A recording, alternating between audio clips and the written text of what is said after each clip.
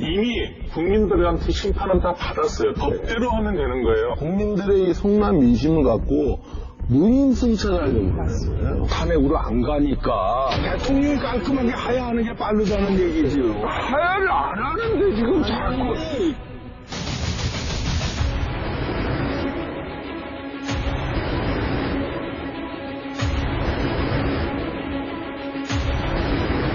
도대체 어떤 경우에 나타나지 못해야 하느냐. 대통령이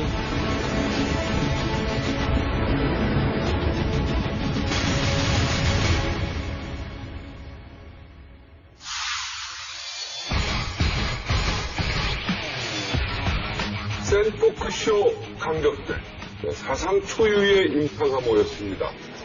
박근혜 대통령의 하야를 촉구하는 국민들이 광화문을 비롯한 전국 각 도시에서 집회를 열었죠. 경찰 추산 26만 명, 주최 측 추산 100만 명 이상의 인파가 모인 대통령 하야 촉구 집회. 오늘 강석들과 함께할 특별한 분을 저희가 모셨는데요. 한국인이 가장 사랑하는 작가시죠. 예, 김지명 작가님 함께하겠습니다. 어서 오세요. 안녕하세요.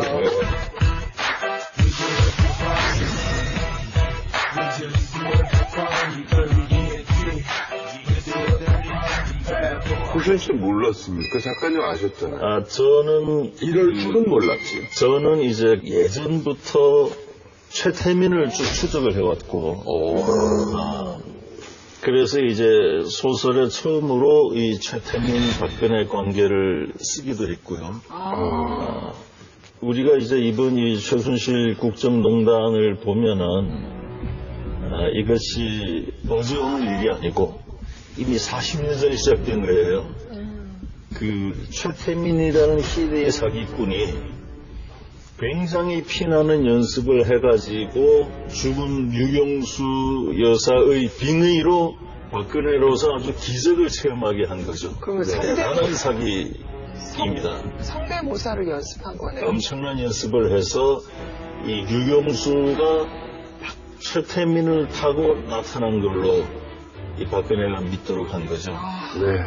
그래서 그 40년부터 시작이 됐고, 그 자기 아버지의 수법을 그대로 이어받은 최순실, 정윤회, 이들은 기본적으로 강도라고 보면 됩니다. 이 강도들이 권력을 빼앗고 정신을 빼앗고, 미국 대사가 본국에 보고한 걸 보면은 정신과 육체를 빼앗겠다. 소란 마대라고 표현. 그런 상태로 만들어가지고 40년간을 도적질을 해온 거죠. 정윤회 씨 만났죠? 만나본 적 있죠? 더욱 저는 만난 적이 없습니다. 없습니까? 매우 중요한 것이 뭐냐면 지금 정윤회 얘기요. 우리가 이제 뭘 의심할 때에는 가장 중요한 시각이 합리적 의문 제기입니다. 정윤회라는 사람은 지금 얘기하는 그 문고리 상인방 불러들이고 그 자리에 앉힌 사람이에요. 그렇죠. 박근혜 대표가 점점 나아지면서 연달하고 권력을 잡고 다 이 구름 위에 떴잖아요.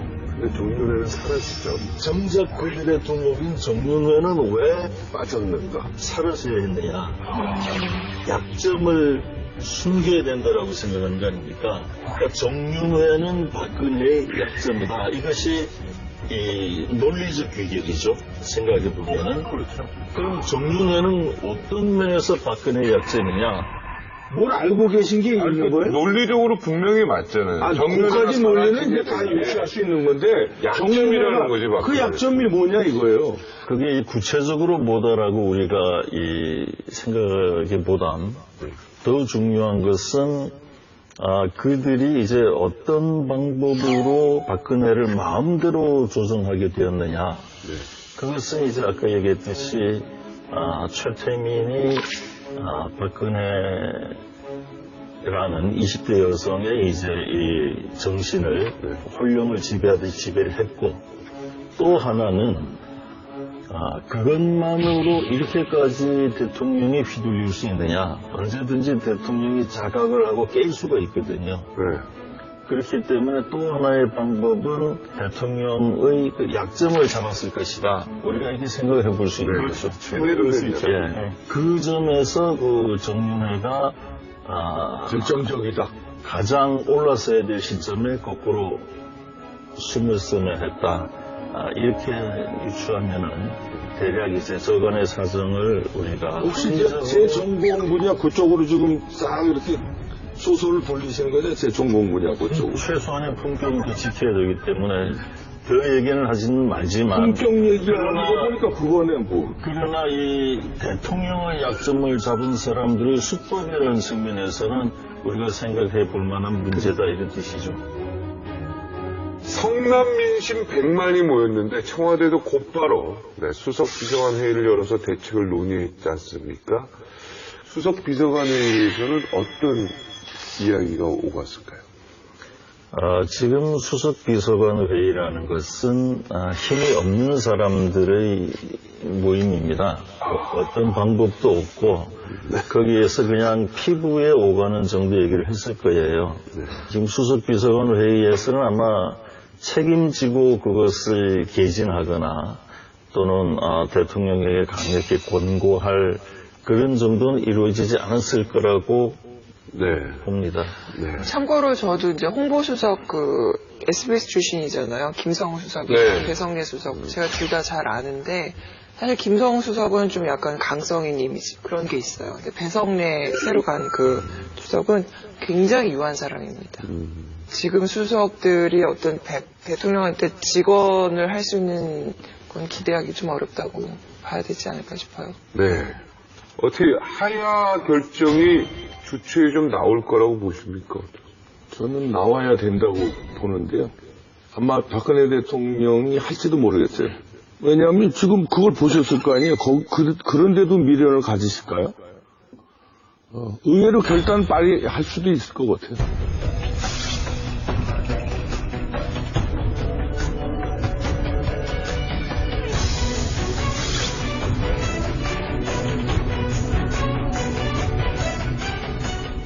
하야가 중요한 게 아니라 하야된 이유가 더 중요한 거 아니에요? 그 이유가? 저도 그게 걱정이에요. 하야하고 안 하고는 나는 네. 저는 어제도 어떤 서울대 법학과 교수라고 하는 분이 나와서 탄핵을 하면 안 되는 이유 이런 얘기를 하는 걸 들었어요. 근데 탄핵을 하면 안 되는 이유라고 열거한 것들을 보면 탄핵이 안 될 수도 있다, 국회에서. 그 다음에 탄핵을 하면 현재 국무총리가 이어서 승계를 하게 되니까 그것도 곤란하다. 그 다음 탄핵하게 되면 헌법재판소에서 보수적인 헌법재판관들이 통과시키지 않을 거다. 저는 탄핵이 됐든 하야가 됐든 대통령도 헌법을 농단을 하고 국정을 문란하게 해서 책임질 일이 있으면 책임져야 된다고 생각을 합니다. 보궐선거하면 되죠. 다 법에 명시되어 있어요. 법대로 하면 되는 거예요. 맞아요. 대한민국 국민이 그렇게 호락호락한 사람들이었으면 어제 100만에 모였을 때 큰 불상사가 생겼을 거예요, 이미. 이미 국민들한테 심판은 다 받았어요. 받았으면 저는 정리는 깔끔했으면 돼요. 역사적으로 보여준 게 대통령이 물러나면 나라 망한다고 생각해요. 천만에 4.19 때도 그랬고 이승만 물러나니까 나라 더 발전했죠. 노무현 탄핵 때도 혼란 없이 고원 총리가 더 잘했죠. 다 대통령이 물러나도 다 잘 돼요. 지금 이제 국민이 바라는 것은 비교적 쉬워요. 물러나라. 그런데 이제 정작 그것을 받아들여야 될 대통령과 이제 여권에서는 그게 간단하지가 않아요. 일단 박근혜 대통령 본인은 본인의 이제 이 신상 문제를 생각할 거예요. 하야하면 이제 바로 구속으로 가게 될 가능성이 크거든요. 그러니까 버틸 수 있는 데까지는 버티는 쪽으로 가면서 방법을 강구를 할 겁니다. 네. 그 다음에 이제 이 범여 보수 쪽의 입장도 또 조금 달라요. 하야를 하게 되면은 그 후에 어떤 방법을 써도 이 야권으로 정권이 넘어가는 것을 막을 수 없다라고들 생각을 할 거예요. 여권 보수 쪽에서는, 그 다음에 다음 대통령 선거를 생각하는 쪽에서는 시간이 필요하다고 생각할 겁니다. 그 의견도 다 받아들여가지고 앞으로를 생각한다면은 대략 한 3가지 정도의 방법이 있을 수가 있을 겁니다. 하나는 이제 이 조건부 하야죠. 언제까지 하야하겠다. 시점을 딱 주고. 예. 그동안 개헌도 하고 여러 가지 준비도 하시라. 또 하나는 이제 탄핵입니다. 이 탄핵을 하게 되면 의회 복종에 걸릴 수가 있어요. 헌법재판. 그렇습니다. 이게 보통 사람들이 보는 것하고 또 정치인들이 보는 것하고 헌법학자, 법조인들이 보는 게 좀 다를 수가 있어요. 물론 진보적 법학자들은 얼마든지 할 수 있다고 보지만, 그러나 이 보수적인 헌법재판관들이 볼 때에 또 이 헌법재판관의 구성이 또 그렇게 만만치 않을 수도 있거든요. 네. 그런 복종에 걸리게 되면 그것은 더 큰 문제가 생길 수가 있어요. 네. 또 하나는 어떤 방법이 있을 수 있느냐면 대통령이 개헌안을 내는 겁니다. 단지 나라가 안정되게 헌정 공백 없이 가게끔 하기 위해서 이렇게 하니까 개헌은 여러분들이 다 해서 하지요. 그런 3가지 방식이요. 다 비민주적이라는 거예요. 법대로 2달 내에 대통령을 새로 뽑으면 돼요. 그 대통령이 준비가 안 됐다. 충분합니다. 여태까지 대권 행보해왔는데 누가 되든 그렇게 시민혁명에 의해서 바뀌어야지. 그걸 또 정치권에서 꼼수를 이렇게 하니까 안 된다. 헌법재판도 이래서 안 돼. 자꾸 이유를 붙이면 민주주의가 발전 안 된다는 거예요. 이게 하나의 터닝 포인트가 돼서 깔끔하게 법대로 절차에 따라서 밟고 가면 되는 거예요. 깔끔하게. 하야를 빨리 해라. 그럼. 저도 이제 감정적이나 정서적으로는 비슷하고 우리 국민이 다 비슷할 거예요. 그런데 이제 다만 지금 법대로 얘기하시는 법대로 좀 밟을 걸 밟아야 되거든요. 그러니까 지금 이제 가장 중요한 것은 우리가 무엇을 하나 해야 되냐면은 일단 검찰 수사 발표가 나오는 것을 기다려야 됩니다. 이거 기다리고 저거 기다리고 이거 재고 저거 재고. 우리가 이 법의 기준으로 정확하게 조사를 했을 때에 그 실상이 어떠했는가를 알고 나서 해도 전혀 늦지가 않아요. 하야한 다음에 조사하면 될 거 아니에요. 원칙적으로 서면 조사를 하는 것이 바람직하고 누더기 대면 조사를 해야 한다면 당연히 그 횟수를 최소화해야 할 것입니다. 다만 변호인으로서 대통령 전에 여성으로서의 사생활이 있다는 것도 고려해 주시면 됩니다. 이상입니다. 네, 작가님, 검찰에서 수사 잘 될까요, 대통령? 우병우 사단, 네. 이제 우병우가 민정수석이 있을 때 이제 유명한 사람들이 많죠. 한 사람들이 지금 이 수사 현장에 들어가 있지 않습니까? 그래서 그것은 우리가 검찰이 잘 할까 못할까 이것을 구경꾼처럼 보고만 있을 게 아니고 검찰에다가도 압박을 가해야죠. 특검을 할 때에는 무엇까지도 조사를 해야 되냐면은 검찰의 수사도 특검의 조사 대상이 되는 거죠. 자, 이번에 우병우 수석이 검찰에 소환당했을 때 정말 황제 소환을 당한 건 다 알잖아요. 그죠? 네. 그러고 난 다음에 이렇게 하고 이제 웃으면서 조사하는 검사를 써서 이렇게 검사를 하고 황제 수사를 이렇게 받았어요.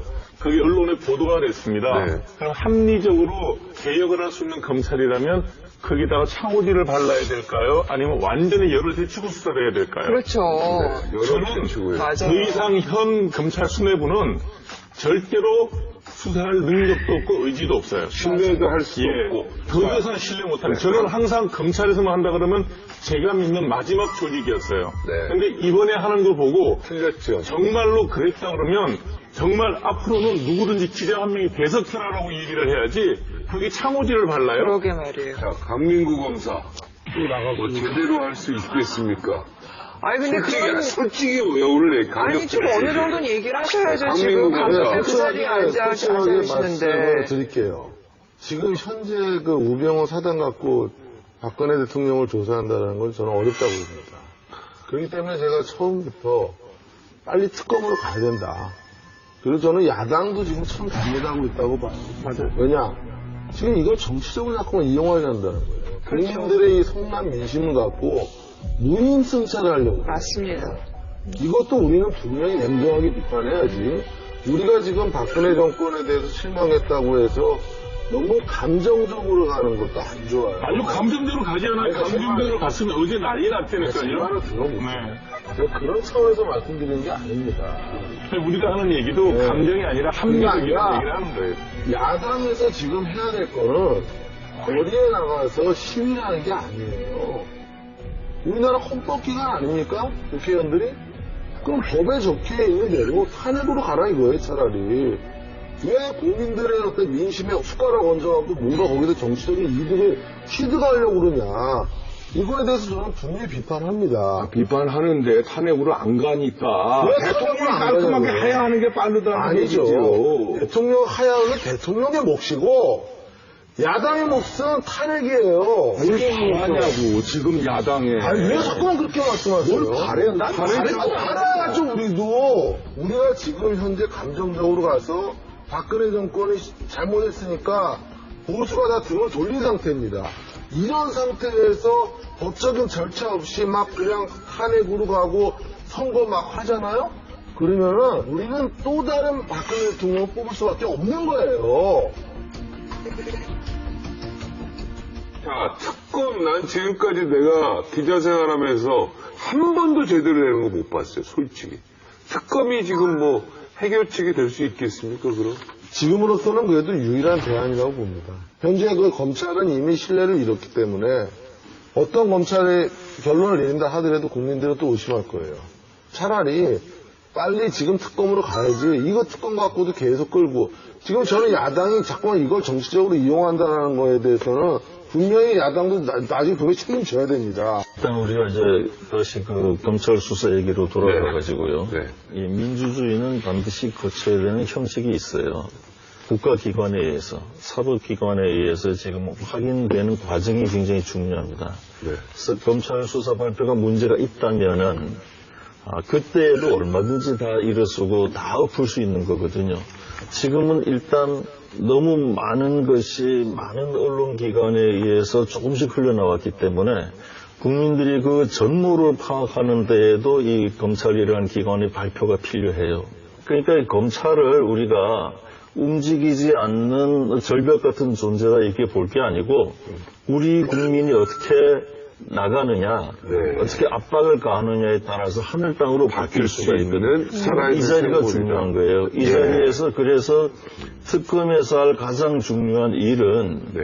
지금 검찰이 제대로 수사를 했느냐를 먼저 체크한다든지 검찰식으로 조사를 먼저 해요. 그리고 온 국민이 지금 조사하고 있는 이 검사들의 이름을 다 기억을 하고 있자 이런 것들이 굉장히 강한 압박이거든요. 네. 그러니까 지금 검찰을 바꾸는 쪽으로 우리가 능동적으로 작용하는 게 중요하다 이 점을 얘기를 해요. 그러려면 수뇌부를 바꿔야 돼요. 중요한 게요. 이런 검찰 사람들이 총장부터 바꿔야 돼요. 깔끔한 방법은 이거 혁명적으로 그렇죠. 박근혜 대통령이 나는 하야합니다. 그렇죠. 그러면 검찰총장이 뭐 새로운 하야를 안 하는데 아니 그러니까 그러면 답이 깔끔하게 돼. 그러면 새로운 대통령이 나올 거 아니에요. 그럼 그 대통령이 검찰총장 바꾸고 누구 바꾸고 특검하고 다 하면 되는 거예요. 국민들 아니, 박근혜 대통령이 하야하는 거 갖고 모든 포커스를 거기다 맞추면 안 됩니다. 그러니까. 하야 안 하면 그러면 대안이 없잖아요. 저는 어저께 그 서울 시내에 몰려든 그 성남 민심을 보면서 만약에 이번에 개헌을 한다면은 우리나라에 반드시 도입해야 될 제도가 하나 있어요. 국민소환제입니다. 아 좋아. 네, 지금 이제 그거 해야 돼. 주민소환제는 있지만 국민소환제가 없어요. 그러니까 지자체단체장이라든가 이런 사람들은 주민들이 끌어낼 수가 있는데 지금 대통령이라든가 국회의원에 대해서 국민소환제가 없거든요. 근데 사실 어떻게 보면은 탄핵이 지금 그 정치인들이 이렇게 자꾸만 눈치 보면서 안 하잖아. 이럴 땐 국민들이 나서갖고 차라리 헌법상 국민소환제를 만들자.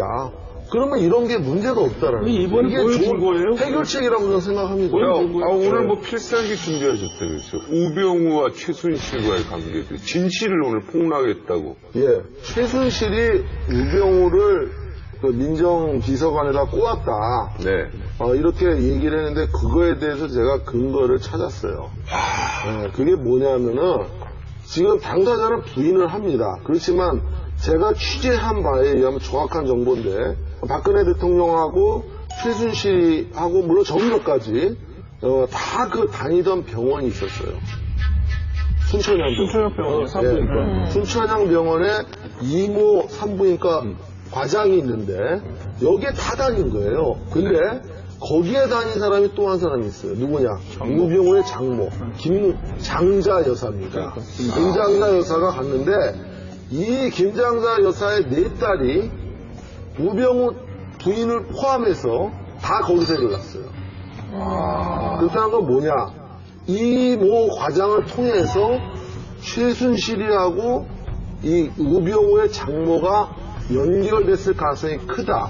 이모 과장을 자기가 소개시켜준 적 없다고 합니다. 물론. 하지만 어쨌든 그 사람을 통해서 직간접적으로 연결이 된 게 분명하고 그것 때문에 결국은 우병우 장모가 자기 사위를 최순실을 통해서 청와대 민정비서관에서 꼽은 겁니다. 저는 그래서 이번에 만약에 검찰에서 내지 특검에서 조사한다면 그 우병우 민정비서관 들어갈 때 그 과정을 반드시 파헤쳐야 된다고 생각해요.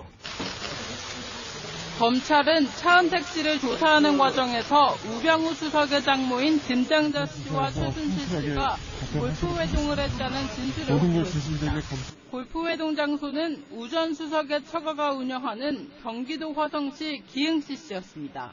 차 씨는 당시 골프는 김장자 회장, 최 씨와 이대 관계자, 고영태 씨가 데려온 지인 등 6명이 2개 팀으로 나뉘어 플레이를 했다고 진술한 것으로 전해졌습니다.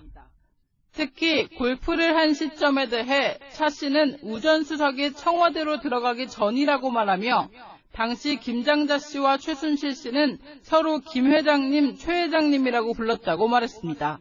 그동안 우 전 수석의 장모인 김장자 씨와 최순실 씨가 서로 친한 사이여서 우 전 수석의 청와대 입성 과정에 최 씨의 힘이 작용한 게 아니냐는 의혹이 끊이지 않았습니다. 하실 말씀이 있습니다. 대통령이 바로 하야하지 않으면 19일에 대규모 집회가 있을 거라고 또 집회 주최 측이 예고를 하고 있는데요. 한 주 안에 청와대에서 하야 이런 거 결정할 가능성이 있을까요? 박근혜 대통령이 하야할 가능성은 좀 없다고 보는 게 맞을 것 같아요. 지금 왜냐면은 사실 저는 계속 주장하고 있는 게 이 판국에 뭔가 빼는 모습을 액션을 조금이라도 보여줘야 되는데 홍보수석의 비서실장에 청와대 비서진 계속 임명하고 있잖아요. 그러니까 그런 인사권 행사하는 것 자체가 주도권을 놓지 않겠다라는 의지이기 때문에 박근혜 대통령이 하야한다라는 거는 그 한자로 얘기하면 기호지입니까? 기호지. 호랑이 등에 탄 상태예요. 내리면 어떻게 돼요? 죽어요. 호랑이한테 바로 먹힙니다. 내리자마자 구속입니다. 그렇기 때문에 박근혜 대통령이 스스로 하야를 한다라는 걸 기대한다라는 거는 제가 볼 때는 가능성이 많지가 않다. 김종필 전 국무총리가 박근혜 대통령의 하야 가능성을 일축했습니다. 김 전 총리는 언론과 인터뷰에서 박 대통령을 고집쟁이에 비유하면서 전 국민이 내려오라고 해도 절대 내려갈 사람이 아니라고 평가했습니다. 김 전 총리는 박 대통령이 그만둬야 풀린다면서도 내 말을 듣지 않는다고 했습니다. 검찰이 이번 주 박근혜 대통령 조사하기 위해서 청와대와 그 조율 작업에 착수했다고 하는데 그 대통령 조사는 아무래도 방문 조사나 서면 조사가 되겠죠. 사실 현재로서 대통령을 검찰에 부른다라는 거는 사실 그거는 좀 어렵다고 봅니다. 그러려면 대통령 그만둬야죠. 그렇죠. 그러니까 아무래도 이제 형사 소추권이 없는 대통령을 조사를 한다라는 거는 퇴임 내지 하야를 전제로 해서 이제 그 소추를 하겠다라는 거고 그때까지는 이제 말하자면은 수사만 하겠다라는 거 아닙니까? 이런 상황에서 대통령을 구속도 할 수 없는 사람을 그냥 불러갖고 한 포토라인에 세운다라는 거는 그거는 이제 국가적인 어떤 망신이기도 하고 방문조사직으로 갈 확률이 제일 높지 않겠냐. 서면조사 갖고는 안 되겠지. 국민도 마지막 예의를 지켜야 되잖아요. 하야는 요구하되 방문조사 있잖아요. 검찰 수사관들이, 검사들이 여러 명 가서 청와대 집무실에서 조사하면 되잖아. 그걸 굳이 대통령을 검찰 포토라인에 세우고 그렇게까지는 하지 맙시다. 소환조사, 방문조사에서는 조사가 제대로 됩니까?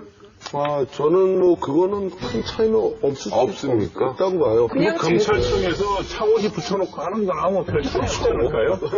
맞습니다.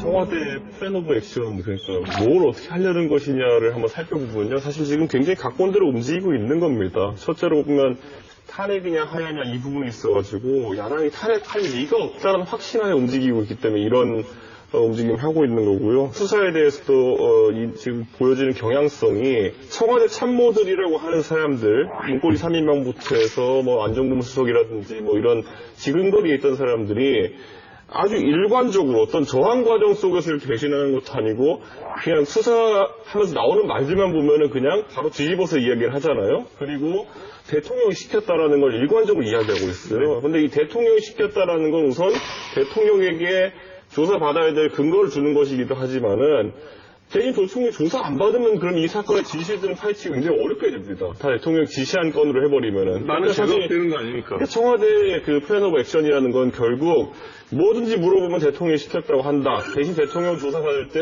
서면 조사나 아니면 이렇게 방문 조사 형태로 하게 되면은 솔직히 전부 다 전모가 드러나기 어렵거든요. 이런 식으로 은폐하려는 기도를 지금 하고 있는 것이 거의 명확하기 때문에 봉규 선생님이 말한 것처럼 결단을 청와대가 내려야 된다. 이런 생각이 애초에 청와대 쪽에서 또는 그 참모 조금이라도 있었다면은 이런 구체적인 시행 계획을 세우지 않습니다, 애초에. 그렇죠. 예. 박 대통령이 제일 트라우마가 있는 게 배신이라 그랬었잖아요. 근데 검찰에 들어간 사람들 아무도 자기가 떠안겠다고 하는 사람 아무도 없고 다 배신하고 있잖아요. 뒤집어서 이걸 이야기하면요. 검찰 조사 과정에서 각자 개별 전략으로 오히려 대통령 옹호한다고 나서면요. 서로 말이 안 맞을 가능성이 있어요. 그렇기 때문에 검찰 조사 받으러 가는 모든 사람은 대통령이 시켰다라고 한 다음에 대통령 그 안에서 혼자 이제 논리를 만들어 조사에 임하면 되는 거예요. 나머지 사람들이 전부 다 나는 왜 이랬고 나는 왜 이랬고 나는 왜 이랬고 하다 보면 5명만 얘기해도 말이 안 맞아요. 그러다 보니까 대통령이 다 시켰다라고 하는 대통령은 예를 들어 재단에 관련된 부분은 나는 진짜 나라를 생각해서 그랬다. 이렇게 해서 그냥 한 번에 넘어가려는 게 지금 현재의 플랜 오브 액션이라고 보면 되죠.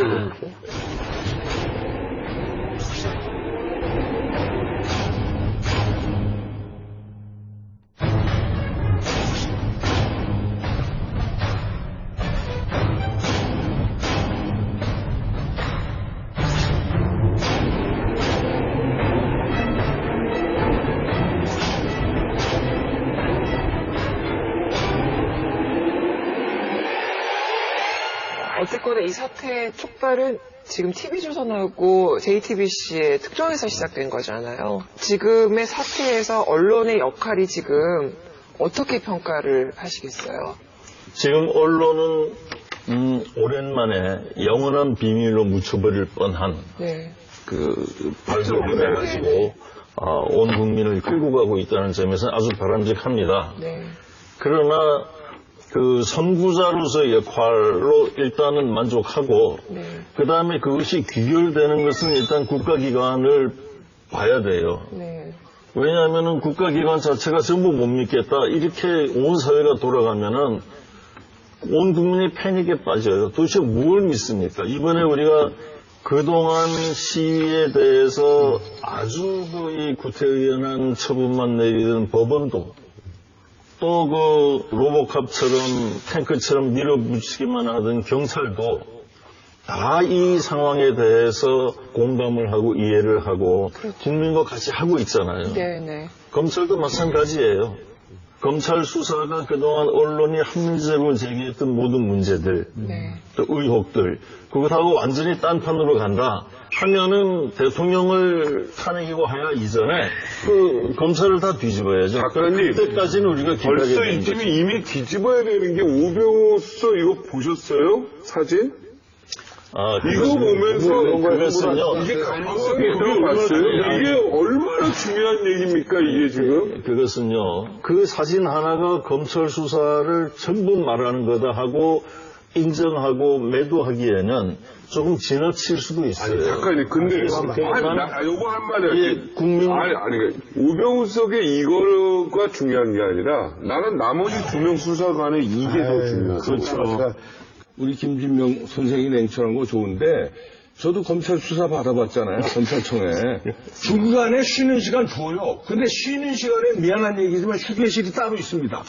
피의자 휴게실이 따로 있어요. 네. 거기에 검사들이 와서 서 있는 사람 없어요. 그냥 나 같은 경우도 그럼 그랬어야지, 그럼. 나는 똑바로 앉아서 받고 우병우는 이렇게 하고 쉬고. 네, 저는 여기서 우리가 잘 살펴봐야 될 게 핵심 우리가 법률적 쟁점이 만약 박근혜 대통령이 조사를 받는다면 어디가 될까를 살펴보면요. 솔직히 뭐 누가 의사가 들어가서 실수를 했다 뭐 이런 것들보다는 실제로는 재단 관련해서 이게 그 강압이 있었느냐가 굉장히 클 것 같은데 검찰 조사에 나가서 하고 나오는 말들의 괴를 살펴보니까 청와대 쪽 관계자 또는 박 대통령의 어쨌든 수하에 있는 사람들 같은 경우는 일관적으로 박 대통령은 등을 몰고요. 그리고 그렇게 됐을 때 조사를 받게 될 두 개의 대상, 그러니까 기업과 박근혜 대통령 이 두 개의 관계에서 보면요. 기업 같은 경우에는 일관적으로 우리는 자발적이더라고요. 그러니까 보면은. 청와대가 언론 통해서 흘리는 내용은 뭐냐면 대통령이 면담을 한 것까지 인정을 하잖아요. 총수들을. 면담하는데 그 과정에서 자발적으로 하도록 뭐 예를 들어 대통령이 밥 먹으면서 이번에 저희가 문화사업을 하려고 하는데 기업들이 자발적으로 내실 수 있을 만큼 냈으면 좋겠습니다 정도의 워딩만 했다는 걸 지금 청와대가 만들고 싶은 논리인 거예요. 그게 물론 우리가 봤을 때 검찰에서 지금 국민 여론이 아주 강하다 보니까 논리적으로 그거에 대해서도 강요 협박을 지금 이제 적용하겠다는 취지의 이야기를 하고 있지만은 그게 이제 제가 봤을 때는 핵심 법리가 될 것이고 기업 중에 CJ 같은 경우에 뭐 지금 뭐 틀어진 것도 많고 하다 보니까 이걸 강요였다는 식으로 진술하기도 하고 하지만은 나머지 기업들은 본인이 살기 위해서라도 자기 기업이 살기 위해서도 일관적으로 아마 그냥 자발적이었다고 진술할 수 있어요. 대기업이 자발적으로 이렇게 줬다고 말하는 데는 검찰이 책임이 있습니다. 그렇죠. 왜 그러냐면은 검찰에도 처음에 택도 아닌 제3자 뇌물공여죄를 적용시키려고 했어요. 그러니까 기업들 입장에서는 자기가 부정한 청탁을 하고 한 것도 아닌데 자기를 뇌물 공여죄로 또 엮을 것 같으니까 거기서 그냥 자기 그 방어 논리로 자발적으로 그렇죠. 얘기를 한 제가 거예요. 그 말을 한 이유가 처음부터 안에 검찰에서 이거를 제가 주장해드려요. 이거를 강요죄 내지 공갈죄로 만약에 했다면 기업체에서는 그걸 공갈당한 것 같으면 이렇게 얘기했을 거라는 거예요. 그러니까 저는 이 부분에서는 약간 이제 검찰에 대한 신뢰가 좀 부족하다는 분들의 말씀에 동의하는 게 뭐냐면 애초에 그것도 제 생각엔 처음에 기획됐다고 보는 거예요. 저는 애초에 제3자 뇌물로 가게 되면은 기업들이 이런 반응을 보일 수밖에 없고 이걸 막을 거다. 그렇게 만들고 그럼 그 상황에서 박근혜 대통령과 청와대 참모들 어떻게 입을 맞출 것이냐. 첫째 모른다. 무조건 박근혜 대통령 지시라고 생각하면 이 사람들은 더 이상 조사할 기회가 없잖아요. 만약에 검찰이 그런 식으로 정말 그 기획을 했다면 그 기획한 검사들은 정말 다 물러나야 돼요. 우병우가 기획했을까 좀 보는 거예요. 그러니까 이 상황에서. 네. 지금 검찰 같은 경우에는 어쨌든 그 정호성 비서관도 그렇고 안종범 수석도 그렇고 박근혜 대통령의 지시로 해서 했다라는 정도는 지금 다들 지금 언론에 오픈하고 있지만 저는 더 그게 이해가 안 가는 게 무슨 지시를 했는지는 정확히 오픈이 안 돼요. 예를 들어 박근혜 대통령이 가서 80억 수금해 오세요. 뭐 이렇게 했다 그러면 그건 아까 말한 것처럼 공갈에 향한 죄가 성립되겠죠. 근데 그게 아니라 지난번에 기업 총수기 와서 하겠다는 것도 자발적으로 협의하겠어. 그거 상황 어떻게 되는지 파악해 보세요라고 했는데 지금 왜냐하면 실제로 안종범 수석이 기업들이 했다는 워딩 자체가 이건 제가 개인적으로 안종범 수석이랑 같이 옛날에 비대위에서 일을 해봐서 그런 걸 수도 있겠지만 이분이 화법이 절대 그렇지가 않아요. 세거나 이렇게 뭐 물론 지위에 따라서 그 자리가 역할이 달라지긴 하겠지만은 워딩도 아까 제가 봤을 때 검찰이 나중에 오픈했을 때 대통령께서 일을 진척을 그냥 알아보라고 해서 전화 한 통 했다. 근데 기업에서는 그거 듣고 우리가 자발적으로 냈다. 공갈죄라는 게 꼭 뭐 너 돈 안 주면은 죽일 거야.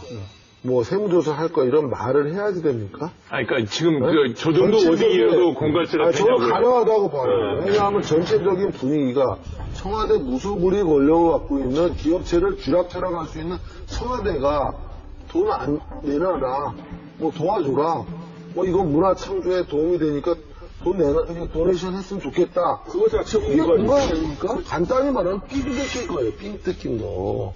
그럼 그게 공갈이 아니고 뭡니까?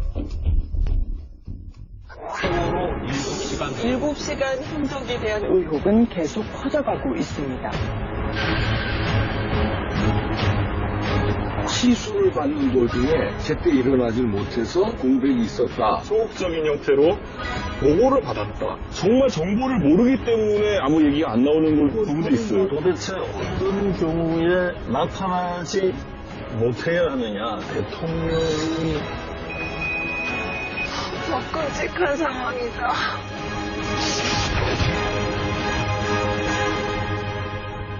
한간에서는 의문에 쌓인 세월호 7시간 내 혹시 박근혜 대통령의 비밀스러운 시술이 있는 건 아니냐 이런 이야기가 나오고 있는데 청와대는 유언비어라면서 반박하고 있는데요.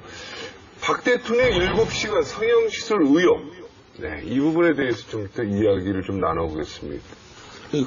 나도 이제 그 소문 들었는데요. 박 대통령이 이 시술을 받는 도중에 이 프로포폴이라는 항정신성 이 의약품을 투약을 했는데 이게 이제 잠이 들어서 제때 일어나지 못해서 위험은 발생하긴 하지만 하여튼 그래서 그 7시간 그 공백이 있었다.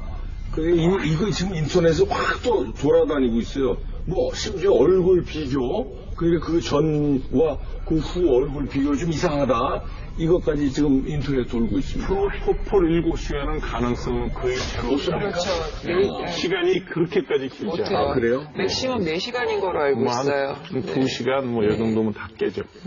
완벽히 깨요. 사실 청와대도 반박자를 내면서 적극 부인하는 게 박 대통령에게 직접 확인한 결과 성형시술설 전혀 사실이 아니다라고 하는데 요건 반박으로서의 좀 그 근거는 약한 게 박 대통령에게 물어봤더니 아니라고 한다라고 답하는 거는 지금 의혹을 해소하기에는 충분하지 않은 그런 해명이긴 한데 어쨌든 청와대는 굉장히 자신감을 갖고 이야기를 했고요. 그다음 세월호 당일날 시술했다고 의심받는 차원병원이나 K성형외과 의사들도 알리바이를 이제 이야기하는 거죠. 특히 K성형외과 원장 같은 경우에는 공항고속도로 타고 하이패스 찍고 골프 치러 가가지고 그 그린피 낸 것까지 다 이제 영수증 다 영수증 제출하겠다고 해서 이 부분은 아직까지는 그래도 의혹 단계에서 머무는 그런 이야기입니다.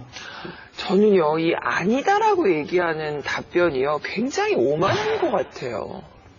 내가 아니면 아닌 줄 알아, 이건가?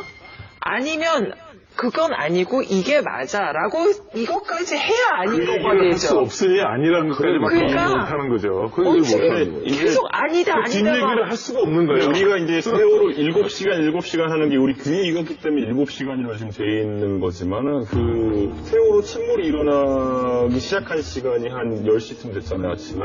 2시간 정도는 구조 상황이 좋다는 이야기가 우리한테 들려왔어요. 심지어 다 구조됐다는 그런 것도 있었어요. 저 정도까지. 그렇다면 실제 7시간이라는 타이틀이 붙었지만은 박 대통령이 행동이 좀 묘연했다는 시간 4-5시간 정도를 보는 거기 때문에 아까 한 원장님 말씀하시기에 프로포폴은 말이 안 된다 이렇게 얘기하는 거지만은 오히려 이제 의혹 제기한 쪽에서는 그럼 시간이 딱 맞네 오히려 이런 식으로 가는 거거든요. 그러다 보니까 이게 청와대 쪽에서 사실 뭘 어떻게 해명해야 될지 약간 좀 고민이 할 겁니다. 예를 들어 우리가 이 7시간 행적에 대해 가지고 이야기했지만 실제로 처음에 1-2시간 정도는 그런 양상으로 갔을 가능성도 있고요. 그 다음 과정 같은 경우에는 공개할 수 없는 이유가 여러 가지일 수 있겠죠. 공개할 수 없는 이유가 여러 가지가 있을 수가 없는 게 대통령은 공인입니다.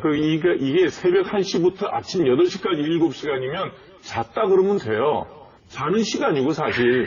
근데 아침에 출근해서 우리가 항상 일하는 시간이에요. 그러니까 성경 씨가 얘기하는 게 딱 맞는 거예요. 아니다라고만 얘기하고 뒷얘기가 없으니 오만하게 들릴 수도 있고 거짓말한다고 들리는 거예요. 이 상태에서 저는 지금 와서 어떤 식으로 해도 박근혜 정부는 해명할 수 없다고 보는 게 그래도 2시간쯤 지난 뒤에는 이 상황이 심각하다는 게 파악이 됐으면은 그때부터 어떤 조롱을 당하더라도 박 대통령은 잠바대기 입고 가가지고 상황실에 앉아 있었어야 되는 상황이거든요. 예전에 보면 MB 공군 잠바 입고 가고 이런 것처럼 실제 그런 상황으로 전개됐으면은 지금 어떤 의혹도 안 먹힐 겁니다. 그런데 지금 말하는 것처럼 소극적인 형태로 보고를 받았다. 서면 보고 받았다. 서면 보고 받고 전화로 보고 받았다라고 하는 것 자체는 기록이 어디에 남아있을 수 있겠지만 전화 기록 정도 같은 거는 하지만 그거 갖고 사람들이 충분한 조치를 했다는 걸 용납 못하기 때문에 이렇게 되는 거거든요. 아니 청와대 양심 고백할 사람 없나? 왜 기업체도 양심 고백하고 아니 이 이러는데. 구조적인 문제 또 그거인 게 양심 고백을 하려고 해도 진짜 내용을 아는 사람이 양심 고백을 해야 할 때 양심 고백이 성립하는 건데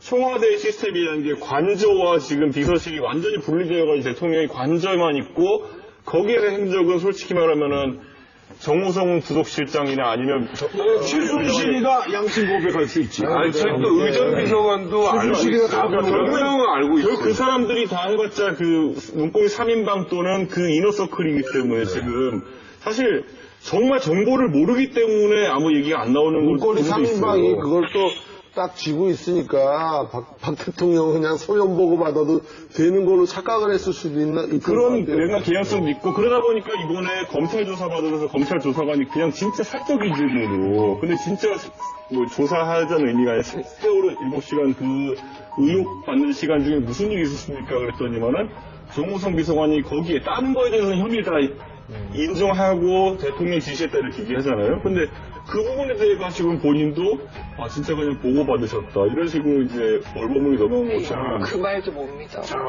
작가님 이 세월 7시간에 대해서 언급하신 적도 있으시고 생각하신 부분이 있을 텐데. 뭔가 진실을 알고 계시죠? 진실을 어떻게 알아? 청와대 근무했나? 알 수가 없죠. FBI. 다만 이제 우리가 진실에 굉장히 가깝게 갈 수는 있죠. 방법론을 통해서요. 박근혜, 정윤회, 롯데호텔 7시간 리허설. 그것은 대단히 잘못된 겁니다. 대통령이 누군가하고 어떤 시간을 갖고 있었다. 그때 세월호 사건이 터졌다. 그 어마어마한 국사가 터졌는데 본인이 절대 알려져서는 안 되는 어떤 미회 같은 걸 하고 있다든지 하면은 사람이 더 빨리 돌아오게 돼 있는 거예요. 그렇죠. 네. 그러니까 그 의심은 잘못됐다라고 우리가 판단할 수가 있을 겁니다. 명쾌하네요. 예, 보고를 받고 어떻게 하시오라고 지시한 시간이 10시 30분입니다. 네. 우리는 언론을 통해서 알지만 대통령은 현장의 관리들을 통해서 생생한 보고를 받거든요. 그 상황이 어떻게 되는지를 모를 수 없는 분이 5시 15분에 나타나가지고 그렇게 구명조끼를 학생들은 입었다고 하는데 그렇게 발견하기가 힘듭니까 지금요? 닫혀있기 때문에 구명조끼가 의미가 크게 없는 것 같습니다. 그래서 좀 이 애들이 구명조끼를 입고 있는데 왜 발견이 안 됩니까 하는 얘기의 뜻은 뭐냐면 이분은 애들이 구명조끼를 입고 바다에 둥둥 떠 있는 걸 생각을 하고 있는 거예요. 그렇죠. 네. 나오지도 못하는 상황을 전혀 모르고 있다는 얘기죠. 그러니까 그 사이에 이분은 보고를 제대로 안 받았다는 얘기예요. 그렇죠. 네. 청와대에서 15회 보고를 받았다 하는 것의 이 신빙성을 우리가 받아들이긴 어려워요. 네. 그럼 어찌되었든 도대체 어떤 경우에 대통령이 연락이 안 될까? 그 어마어마한 재난의 순간에 나타나지 못해야 하느냐 구경을 따져보면 되죠. 그래서 이런 얘기가 나오는 거예요. 하나는 사람들 앞에 나타나지 못한 얼굴을 가졌을 때입니다. 그것이 성형이든 뭐든 그것까지는 우리가 생각할 필요가 없어요. 또 하나는 정신이 없을 때입니다. 의식이 없을 때요. 세월호 아니라 더한 사건이 터져도 그걸 인지하고 나올 수가 없는 거죠. 그 무엇으로부터도 침범을 받고 싶지 않은 들어가 있을 때예요. 더 끔찍한 상황이다. 그래서 구판이 나오는 거구나. 그게 이제 아니라고 본인이 얘기했으니까. 청와대에서 구술했다는 이야기까지 나오는데 이는 결코 사실이 아니라는 점을 정말 믿기 그래서 싫은 그런 것을 할 때에는 정신 통일이 중요하고 그 깨끗함, 순수함 이런 게 중요하기 때문에 일상의 업무나 생활로부터 이렇게 떨어져서 하고 싶은 거거든요. 그래서 우리가 그런 걸 할 때 목욕 재개도 하고 길일도 택하고 그런 전화도 다 끄고. 근데 작가님 이 얘기가 예. 저희 진짜 너무 상상할 수도 없는 얘기라서. 근데 지금 벌어진 일이 다 근데 상상을 이게 섞는 일이잖아요. 지금 이게 정말 신빙성이 어느 정도 있는 건가요? 근데 그건 1번은 내가 딱 부정할 수 있는 게 뭐냐면 7시간 만에 얼굴이 말짱하게 나올 수 있는 시술은 없다는 거예요. 그렇죠. 네. 그러니까 1번은 아닐 거예요. 일본 같은 경우는 전화통화를 할 수 있으니까 계속 수시로 보고는 받을 수 있잖아요. 얼굴은 나타날 수 없는 상황이라고 하더라도 일본 같은 경우. 뭐 일본은 조금 약간 희박한 것 같은데요. 저는 총론을 얘기하는 거니까. 이런 생각도 해봐요. 그 박근혜 대통령이 이 세월호 사건을 그냥 뭐 고속버스가 뭐 전복된 사건 정도로 그냥 가볍게 여기지 않았을까. 그래서 그냥 국민안전처에다가 그냥 야 어떻게 되는지 나중에 보고해. 뭐 이렇게 해갖고는 그냥 나중에 서면 보고로 받고 가볍게 생각하지 않았을까. 그러기에 7시간은 너무 길죠. 아침에 9시부터 사건 보고가 시작돼갖고 모든 인터넷 신문에 메인 화면으로 실시간 보고가 나왔기 때문에 그 얘기는 성립할 수가 없어요. 정확하게 10시 20분에 완전히 배가 이렇게 엎어집니다. 그러니까 그건 말이 안 돼요. 이 네 번째야말로 가장 비극적입니다. 지금 거보다 더요? 이것은 뭐냐면은 최고의 국가 재난 시기에 그 정보를 다 듣고도 대통령이 거기에 관심이 없을 때입니다. 제일 그 순간은 아무도 결정을 못해요. 그 사태를. 왜냐하면 온 국민이 텔레비전을 보고 있지 않았습니까? 군 단위로 계속 그걸 보면서 모두가 다 그냥 죽고 싶었잖아요. 저도 온갖 방법을 생각하느라고 도대체 어떻게 해야 되느냐, 시간은 없고 별별 생각을 다 하다가 그 해경에다 전화를 걸었어요. 해경에 전화도 굉장히 안 되더군요, 그날은. 그래서 간신히 목포 해경 상황실을 하고 연락이 됐어요. 저기다가 빨리 이 바수카포를 가져와서 쏴라. 그거를 농조부로 해도 안 되는 거고 드릴로 파도 안 되는 거고 지금 사람들은 밑으로 들어갈 수가 없고 제가 생각했을 때 최고의 방법은 어찌됐든 그 바수카포를 가져와서 공중에 떠있는 밑바닥을 때려서 저항을 뚫어야 되는 거거든요. 그걸 해경에다가 아무리 얘기를 해도 해경이 결정을 못해서 결정을 내는 거예요. 그건 대통령만이 해결을 할 수 있는 거거든요. 그러니까. 대통령이 온갖 분야의 전문가 전부 모아가지고 거기서 결정을 하고 또 전 국민을 상대로 빨리 그 아이디어를 모아야 돼요.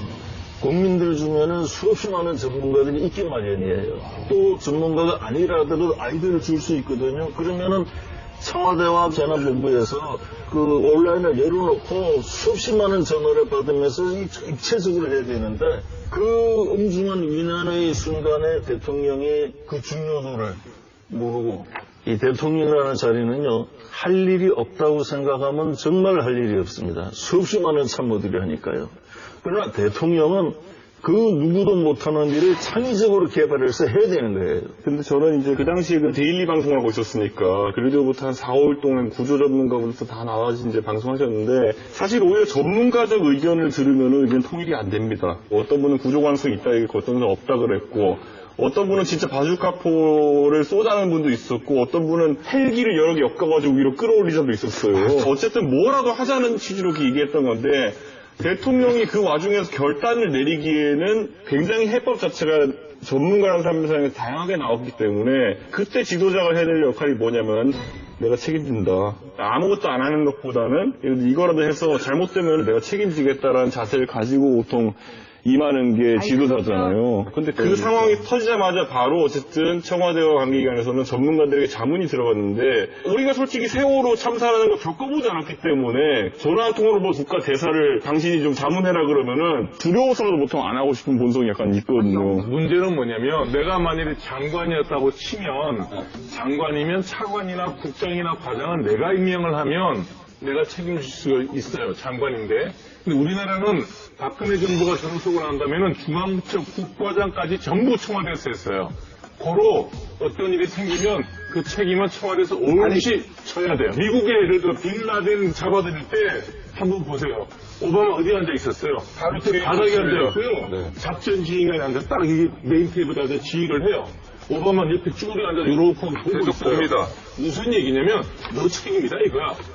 그러니까 그 사람은 별 둘이 대통령 옆에 무릎에 꽂혀놓고 자기 작전 지휘를 해요. 그러면 평상시에 그러면 청와대에서 그렇게 국정을 했냐 이거예요. 이 7시간이 세월호가 아니라 북한이 만약 쳐들어왔다고 생각해봐요. 맞아요. 어떻게 됐겠어요? 그러면 우리나라는 그냥 다 먹혔을 거예요. 7시간이 다 북한한테 먹힙니다. 저는 이번 상황에서 이거 세월호 관련해서 참 되짚어 보면은 그저께 마침 영화를 하나 본 게 있는데 뭐냐면 그 썰렌버거 기장이라고 영화에서 얼마나 거기 영화에서 보면은 그 교신 기록을 바탕으로 영화를 재구성한 것인데 관제탑과 그 짧은 시간 동안에 2분 3분 동안에 어떤 일이 있었는지를 본 건데 그 와중에 참 재밌었던 게 뭐냐면은 비행기가 어쨌든 엔진이 두 개가 터져요. 새 버드 스트라이크 맞아가지고 터지니까 처음에 상황 파악하기 위해 가지고 원래 부기장이 그 조종을 하고 있었는데 부기장한테 메뉴를 살펴봐 한 다음에 가장 먼저 하는 콜이 있어요. 가장 먼저 하는 콜이 전 딱 듣고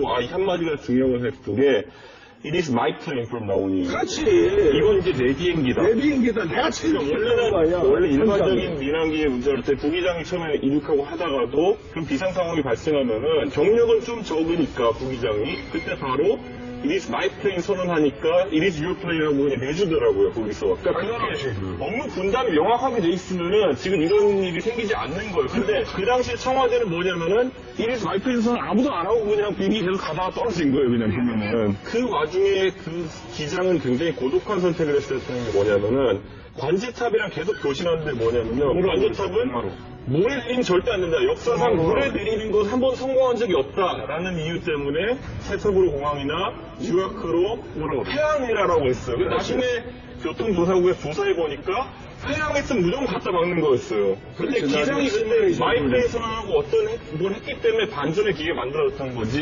만약에 나중에 조사해봤더니 해양하는 게 가능했다 그랬으면은 그 기장은 처벌이 됐겠죠. 하지만 그걸 안 하고 어쨌든 내가 자신감을 갖고 마이크페이 선언하고 내 마음대로 해가지고 조서가 냈기 때문에 저는 미적인 영웅이 된 거거든요. 그러니까 그 비행기를 세월호에다 갖다 댑시다. 세월호 선장이 항만청에 보고하고 이건 내가 책임집니다 하고 승객들을 구하는 작전을 하고 This is my ship 하는 선장이 없었고 선장이 빤스 입고 지금 혼자 도망갔지. 빤스 입고 이주소이가 이게 1차 책임이 있고 두 번째 2차 책임은 거기서는 관제탑이나 이게 일사불란하게 이게 되는데 우리 해경이 헛짓거리 한 거예요.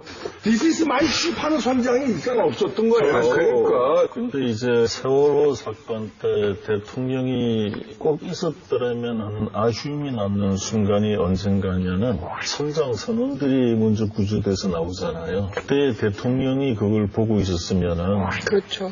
고백 돌아가라. 한국의 그 누구도 선장 선원이 이렇게 구조돼서 나오는 거를 돌아가라고 얘기할 사람이 없어요. 그 순간은 우리 한국의 굉장히 중요한 순간입니다. 그때 빤스 입고 나니까 선장인지 몰랐어요? 몰랐습니다. 그러니까 근데 원래 복장이 선장 복장이 아니라 자다 나온 사람 복장이라 가지고 일반도 한국이라고 어찌되었든 반드시 있어야 되었던 그 순간에 없었습니다. 이유는 네 가지 중에 하나예요. 근데 가장 무서운 상황은 오히려 첫 번째, 두 번째, 세 번째가 아니고 네 번째죠. 대통령이 그거는 직무유기입니다. 아무렇지 않게 받아들였다는. 그거는 법적으로 직무유기예요. 선장하고 똑같아요. 대통령 머리도 빗겨주고 옷도 입혀주고 눈에 들어간 먼지도 손수 빼주던 최순실. 설마 이것까지 해줄 줄은 몰랐습니다. 대통령 대신에 대통령의 주사약을 대리 처방받았다는 겁니다. 심지어 법으로 정해진 주치의도 아닌 일반 가정의학과 의사였다고 하는데요. 도대체 어떤 의사길래 청와대를 드나들면서 대통령에게 손댈 수 있었던 걸까요? 최순실이라는 그 여성은 네. 모든 걸 대통령하고 공유했다고 봐야 되는 거죠. 특히나 대통령이 워낙 의존도가 강하고 네.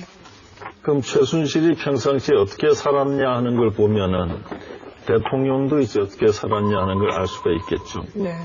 지금 보니까 최순실은 굉장히 비싼 안티에이징 전문 병원에 온 가족이 다 살다시피 했으니까 박근혜 대통령만 빼놨다고 볼 수는 없는 거죠.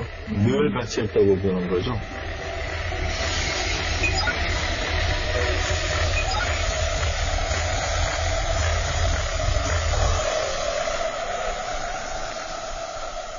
그랬다고 괘씸죄에 걸리지. 예, 대통령이 그 영리를 목적으로 하는 병원에 가서 나라 살림과 관련된 이 회의를 했다. 이거 자체가 그 도무지 생각도 할 수 없고 이건 뭐 도대체 이게 나라냐. 대통령의 그 프라이버시에 대해서 얘기를 하기 시작하면은 우리 한국에 대한 자긍심 이건 너무 잃을까봐 걱정이 될 정도예요. 뭐. 얘기할 수가 없죠. 얘기하면. 그러니까 이제 속만 상합니다. 자, 지난 9일 한 언론사는 최순실, 최순득 자매가 박 대통령의 약과 주사를 대신 처방해 갔다고 보도하면서 의료법 위반 의혹을 제기했습니다. 대리 처방 의혹이 불거진 해당 병원은 최 씨 일가와 박 대통령의 주 고객이었던 것으로 알려졌는데요. 2012년 말부터 자매의 대리 처방이 이어져 왔다고 합니다. 그 해당 약물은 그 이른바 에너지 주사라고 알려지는 그 갱년기 피로 회복제라 그러는데요. 이게 사실 의사들 사이에서 말 굉장히 많은 거거든요. 효과 있어요? 논란이 있어요. 저는 안 맞아요. 저는 시술도 안 하고. 저는 이제 안 믿는 쪽인데, 뭐 믿는 사람들은 믿고 또 맞으면 반짝하는 효과는 있나 봐요. 이게 뭐 정력제도 되나요? 아이, 그건 비타민제 좀 들어가 있는데 뭐가 있겠어요. 그러니까 그런 약물인데 그 약을 처방해준 의사는 그 가정의학과 전문의로서 최순실 씨의 주치의였다고 합니다. 그래서 병원 관계자들의 말을 인용을 그대로 하면 청와대와 안가를 언급하며 해당 주사제와 약을 받아갔다라고 증언을 하고 있는데 의사 입장에서 볼 때는 솔직한 얘기로 피부과 그러니까 주로 쓰는 약이 바르는 약이거든요. 바르는 약도 쭉 다니던 환자가 직접 못 오고 이제 뭐 엄마가 오거나 가족들이 와도 저는 잘 안 해주거든요. 어찌됐든 부작용이 생기거나 뭐가 문제가 생기면 다 내 책임이기 때문에 의사들은 이런 대리 처방이라는 건 아주 뭐 오랫동안 보던 당뇨 환자들이 계속 다니는데 잠시 못 왔다 그러면 뭐 약을 일주일치나 이렇게 응급으로 대리를 줄 수 있을지는 모르겠지만 원래 원칙적으로는 안 하는 일이죠. 해서는 안 되는 일이고. 어젯밤에는 딜라임이 화제였습니다. 도대체 어디가 끝입니까? 길라임 씨는 몇 살 때부터 그렇게 입었나? 작년부터. 박근혜 대통령이 2011년 초 처음 병원에 다닐 때 가명 딜라임을 사용했던 정황이 드러났습니다.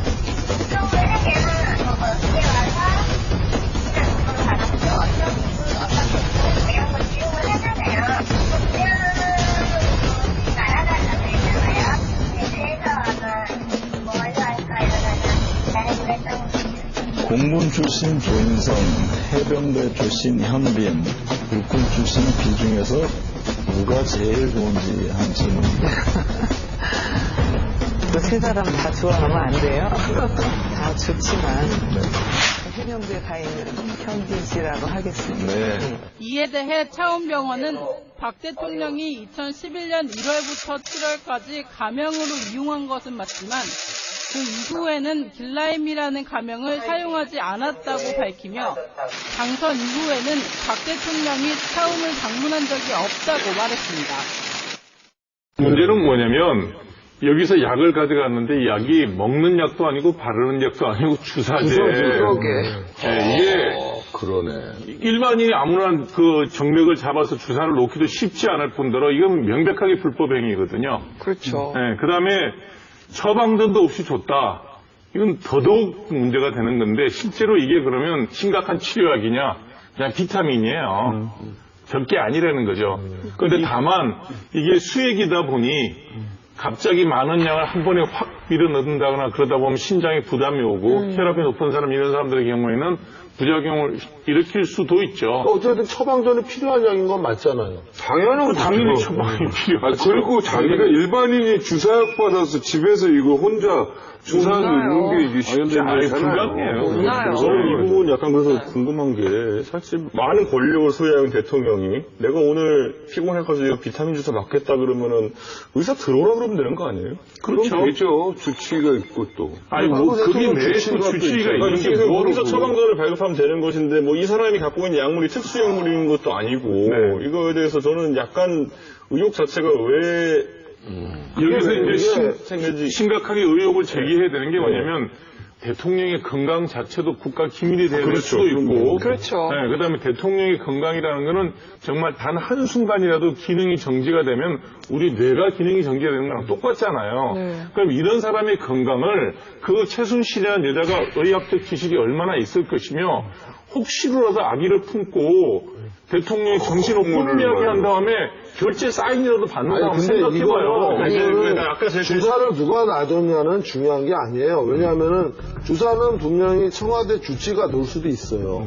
근데 주사 약을 처방받았다는 게 지금 중요한 건데 청와대 안에도 분명히 주치가 있을 텐데 이 차원병원의 김모 의사한테 이걸 했냐면은 이 김모 의사가 박근혜 최순실에 대해서 엔티에이징 전문이에요.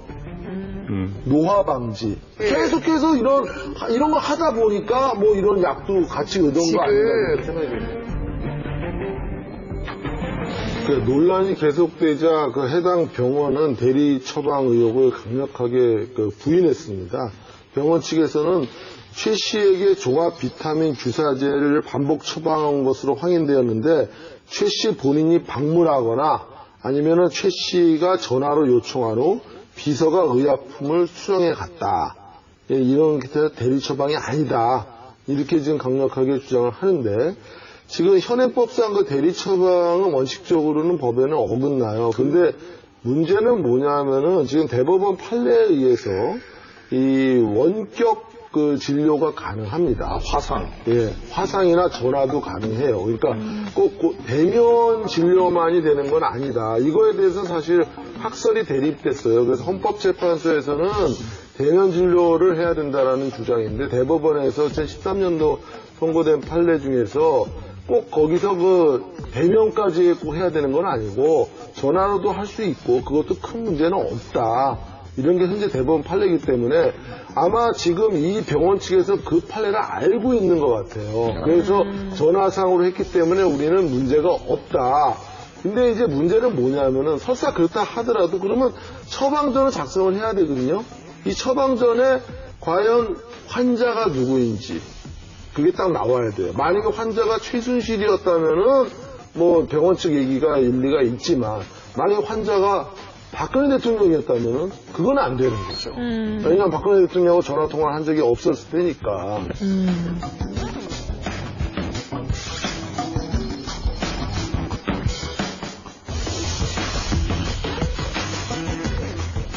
그런데 해당 병원인 당시 차움의 의사 김 씨의 수상한 행적은 또 있습니다. 이 전문의가 어느 날 갑자기 대통령 자문의로 위촉된 건데 가정의학과 전문의가 대통령 자문의로 청와대까지 들어간 것은 이번 정권이 처음이라고 합니다. 과거에 이런 일이 없었다고 합니다.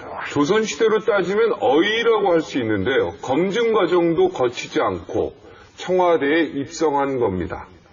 그 대통령은 그 공식 주치 외에 그 개인 자문의도 아마 줄 수 있나 봅니다. 근데 문제는 그 김 씨가 그 입버릇처럼 일주일에 한 번은 청와대에 들어갔다.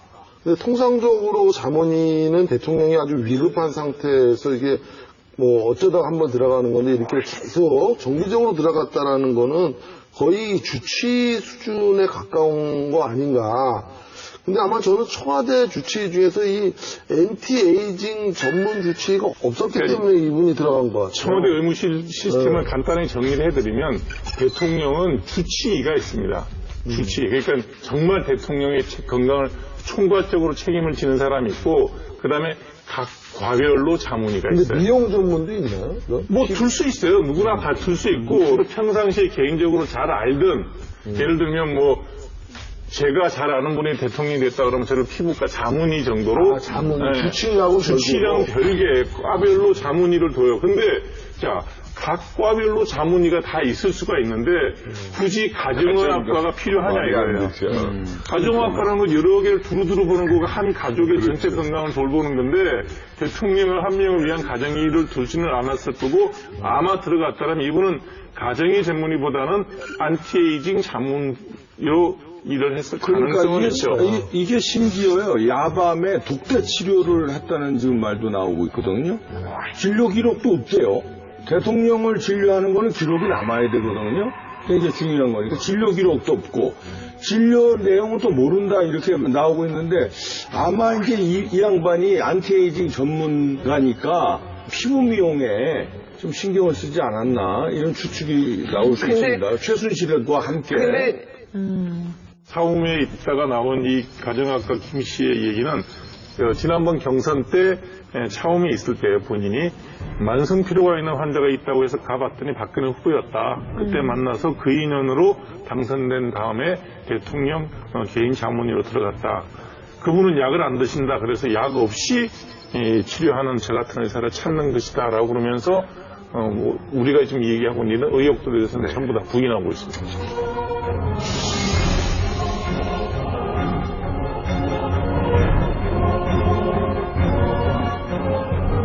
최순실 국정농단에 대해서 모두가 입을 열고 있습니다.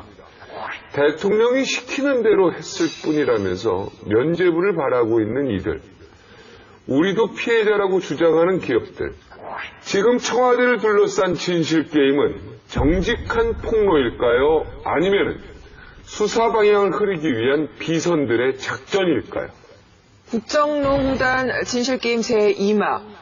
바로 청와대 연락을 받은 기업입니다. 영원한 갑일 것만 같았던 재벌들마저 최순실의 먹잇감이었다는 폭로가 줄을 잇고 있죠. 그 첫 번째 기업, 문화산업의 중심에 있던 CJ였습니다. CJ그룹이 다시 한번 도마 위에 오르게 된 것은 지난 3일이었는데요. 한 언론사가 그 조원동 전 청와대 경제수석과 송경식 CJ그룹 회장의 그 통화 녹취록을 공개한 것입니다. 2013년 말에 녹음된 이 통화 내용은 충격적이었습니다. 청와대가 이미경 CJ 부회장의 퇴진을 강요했다는 내용 때문이었는데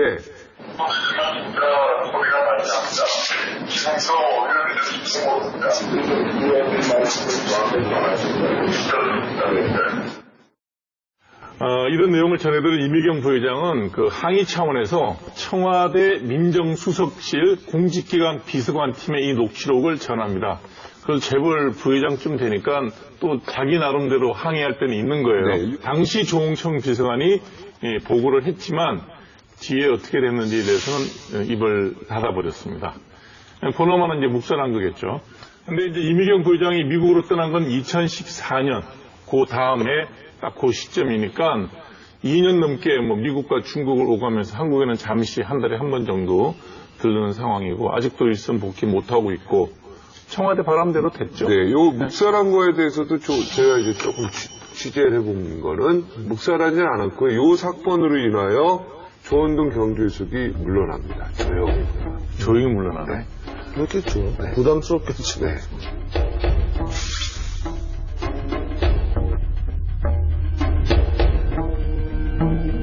자, 청와대 CJ 인사 개입 의혹을 놓고 검찰은 조사에 착수했습니다. 조만간 조원동 전 경제수석을 소환할 뿐만 아니라 조 전 수석이 VIP를 언급한 만큼 박 대통령도 수사 대상에 오를 거란 예측이 지배적입니다. 자, 아무리 청와대라고 해도 이 기업체의 인사 개입은 불법인 거죠. 그건 당연하죠. 네. 만약에 이 조원동 전 경제수석이 이미경 부회장 퇴진을 요구한 게 맞고, 네. 또 그게 만약에 청와대 VIP, 그러니까 박근혜 대통령이 지시하에서 한 거라면은, 이거는 둘이 공모해서, 이거는 뭐 직권남용 내지 강요죄, 그리고 분명히 처벌될 수 있는 사안입니다. 박 대통령도 뭐 현재는 대통령이니까 처벌이 안 되지만 만약에 퇴임으로 하면 이거 법적인 처벌에서 자유롭지 못하다고 생각합니다. 그런데 여기서 한 가지 의문이 생깁니다. 대체 뭘 그렇게 잘못했길래 이 청와대가 직접 나섰어요. 그것도 청와대 수석 비서진이 강경하게 이미경 부회장의 퇴진을 밀어붙였을까? 혹시 최순실 모녀에게 이 35억 원을 지원한 삼성이나 대가성 없이 70억 원을 상납했다가 돌려받았던 롯데처럼 최순실 재단에 거액 출연금을 내지 않았기 때문일까? 뭐 이런 생각이 드는데 혹시 아시는? CJ가 이제 우리나라 영상 산업의 그 메카라고 할 수 있는 굉장히 일을 많이 하는 곳이에요. 네. 근데 이 최순실 그 팀을 보면은 출신지들이 이 문화 쪽이에요. 이들이 이제 그쪽이 자기네들이 밝은 쪽이고 따라서 어떻게 하면은 이익을 극대화할 수 있느냐, 쉽게 뭘 많이 먹을 수 있느냐를 잘 아는 분야가 문화입니다. 네. 자기네들이 가장 밝고 뭘 많이 취할 수 있는 문화 쪽에서 자기네 말을 듣지 않으면은 상대가 누구였든 간에 지금 CJ뿐만 아니라 네. 심지어는 그 문화부도 다 박살을 내지 않습니까? 네. 문화부 장관까지도 결국은 내려온 게 이들 최순실 팀하고 반대했었기 때문에 그렇거든요. 그 문화부 유진용 장관 얘기가 자기가 버티면서 모든 전횡들을 막았는데 자기가 내려오자마자 바퀴벌레들이 우글거리고 나타나기 시작했다는 거 아닙니까?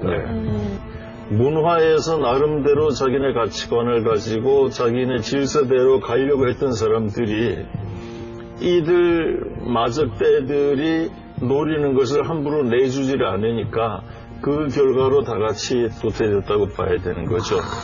그 바퀴벌레라는 표현이 참 멋있다. 마적대라는 표현. 특히 이 유진용 장관 얘기 중에 아주 재미있었던 것은 마적대 표현. 그것이 다만 그 어떤 이익에 엇갈려 가지고 제거하는 데 끝나는 게 아니라 제거된 다음에도 그 증오에 가까운 그것이 이제 아주 그 나쁜 집단들이 이 힘을 얻을 때에 항상 하는 수법들이에요. 마적대들이 하는 수법. 그렇습니다. 그게 마적인지 비적인지 자관 그런 출신들인데요. 그분들이 말 많이 탔어요. 마적이 맞는 말.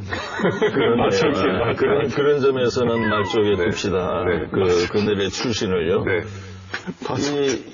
이 유진용 장관이 일전에 나한테 한번 하는 얘기가 뭐냐면은 자기가 잘못한 게 있다면은 박근혜 대통령한테 사표를 낸 것이다.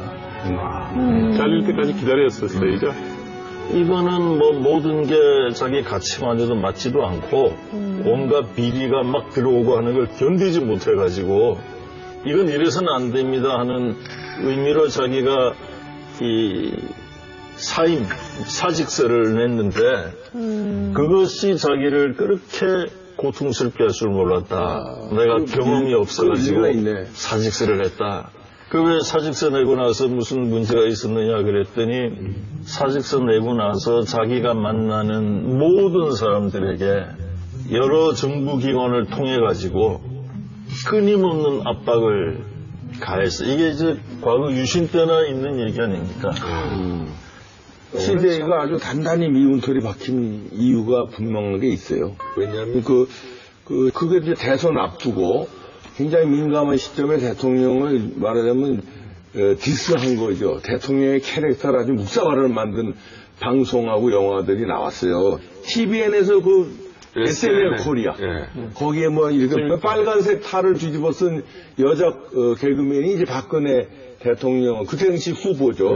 그걸 이제 말하자면 패러디 한 건데, 여기에서 아주 그 권력욕이 강하고, 수첩이 없으면 뭐 아무 말도 못하는 수첩공주로 나오고, 뭐 이런 아주 이상한 여인으로 거기서 나와요. 그래서 굉장히 이제 미움털이 박힙니다. 아니 근데 저희가 이거는 사실 CJ 쪽에서 듣고 싶어하는 말일지 모르겠지만은 CJ가 미움털이 박힌 이유는 사실 방송과 영화 때문은 아닙니다. 그렇죠. 왜냐면 애초에 이런 거 잘 안 봐요. 이번 정권 들어가지고 수사받았는데 결과가 좀 안 좋게 나온 기업들 리스트 살펴보면요, 전부 다 뭐 CJ, 효성, 그다음에 롯데 이거 공통점이 뭡니까? MB죠. MB. 그러니까 우리가 이걸 지금 제쳐놓고 지금 다른 걸 그렇지. 지금 뭐 SNL 보고 그랬다니 이렇게 얘기하는 것 자체가 내 생각에는 한마디로 MB 정권하고 가까운 그럼요. CJ는 사실 MB 정권과에 친했다고 전해지는 기업이기도 하고 그 부분에 대한 압박이 들어간 것인데 그거에 대한 건수를 잡자고 하면 솔직히 그렇게 얘기는 못하잖아요. 그러다 보면은 뭐 문화적으로 좌파다 이렇게 이야기하게 돼 있는 건데 어떻게 재벌기업이 좌파입니까? 그거부터 제 생각에는 애초에 말이 좀 안 맞는 부분이 있고 그거는 내가 볼 때 이준석 위원의 생각이에요. 그거 진실은 박근혜 대통령만 아는 거예요. 그거는 상식적에서 뭐 개그? 나 비하해도 되고 나 희화해도 돼. 이렇게 생각하는 사람도 있겠지만 아까 김성경 앵커 얘기했던 것처럼 굉장히 높은 사람들일수록 이상하게 조그맣더라. 성경이한테 내가 야 성경아 종진이가 너 없을 때 그냥 너 욕을 엄청 해대더라. 그러면 기분 좋아 안 나빠? 사실인데 뭐. 사실인데 얘기하고 다니는 거 아는데 뭐. 다 알아서. 그럼 박종진에 대해서 기분이 나쁠 거 아니에요? 그러려니 해요. 뭐야 이건 또. 왜 이렇게 쿨해? 서로 안 가서 않을 수 있다는 얘기. 근데 박근혜 대통령이 사실 그 뒤끝이 좀 되게 많아요. 그러니까. 네, 뒤끝이 많고 제가 이거를 정영근 의원 있죠. 정영근 의원의 지인으로부터 들은 얘기가 있어요. 정영근 의원이 옛날에 이제 박근혜 대통령하고 이명박 전 대통령하고 이제 경선 붙었을 때 그 이명박 대통령 편을 들었대요.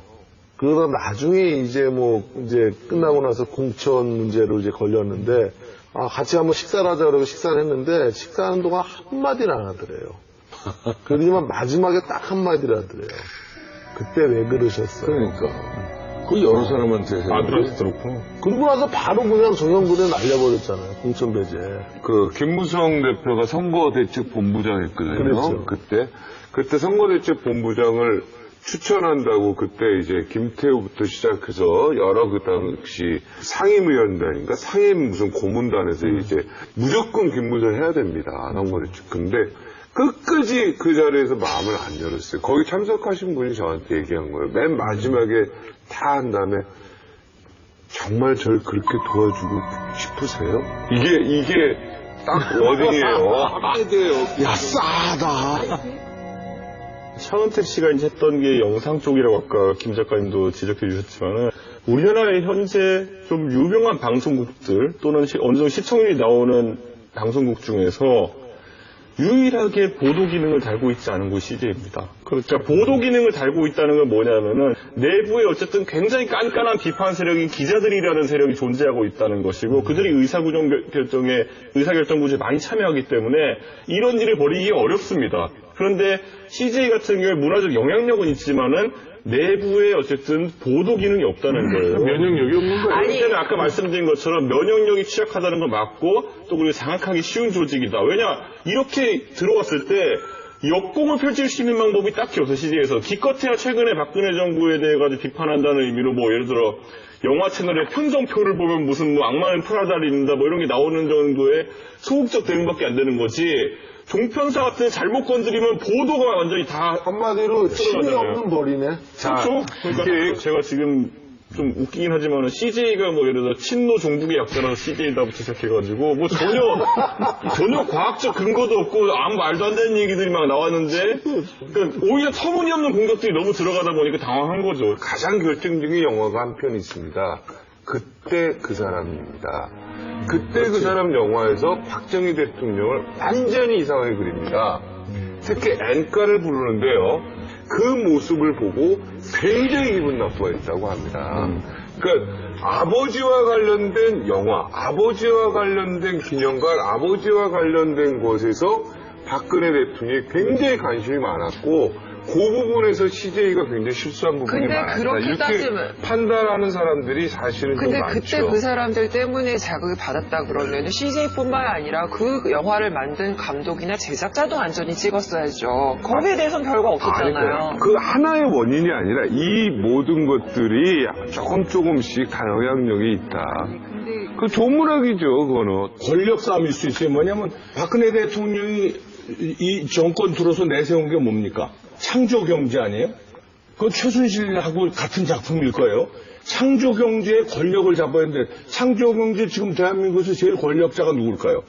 CJ가 권력자네. 저걸 쳐야 되겠다. 그래야 저 무주공산 저쪽을 다 내가 그 창조경제 이쪽을 내가 먹어야 되겠다. 세력 싸움이에요. 그래서 CJ를 친 거야. 실질적으로 그게 결과로 나왔어요. 그러니까 결국은 그 자리를 차한테기가 다 찾아가지고. 그러니까. 아니, 그 여러 가지 이유 중에 있는데, 다보스 포럼이라고 있어요. 이거에 대해서 결정적으로 이유가 되는데, 다보스 포럼에 이미경 CJ 부회장을 초대를 안 합니다. 그래서 이미경 부회장이 억지로 갑니다, 여기. 근데요, 가가지고요, 다보스 포럼에서 대통령이 눈길을 한 번 안 줍니다. 왜 그러냐면 이재현 회장이 있긴 했었지만 CJ ENM은 완전히 이미경 부회장이 다 좌지우지했었거든요. 사실 그러니까 이재현 회장은 별게 중요한 게 아니었어요. 엔터테인먼트 쪽은 이미경 부회장이 문화 쪽은 이미경 부회장이 완전 상징성이 있었기 때문에 그 이미경 부회장을 자리에서 내려오게 하는 게 어떤 문화 권력을 자기가 확대시키는 데 있어서 가장 유리하다고 판단했을 거예요. CJ가 청와대 미움을 산 이유 중 또 하나가 장시호, 차한택 등 이 최순실 사단이 CJ ENM의 지분을 요구했다가 묵살당했기 때문이라는 설도 있습니다. 그게 제일 연관성이 이건 있습니다. 어떻게 생각하죠? 그거요? 얘네들이 하는 짓거리가 다 그랬잖아요. 돈 뜯어먹으려는데 돈 안 줬으니까 찍지 않았을까요? 근데 여러 가지가 다 종합적인 것 같아요. 그것도 있고, 또 뭐 먹을 것도 많고, 네, 뭐 찍힌 것도 또 있고, 뭐 보도 기능도 없고. 한두 개가 가지고 아니라 이게 계속 쌓인 거예요.